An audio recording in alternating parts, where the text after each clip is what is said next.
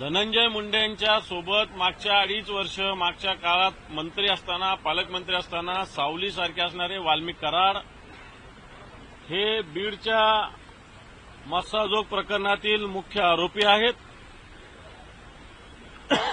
आणि या वाल्मिक कराडांनी धनंजय मुंडे यांच्या शासकीय बंगल्यावर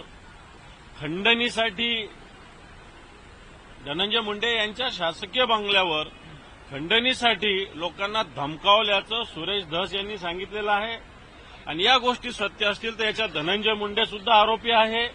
जर तुम्ही लिंक खंडणीची लावत असाल, खंडणीनंतर अपहरणाची लावत असाल, अपहरणानंतर खुनाची लावत असाल, तर ही खंडणी मागण्याच्या आधीच्या बैठका झाल्या, ही सुद्धा लिंकमध्ये येतं.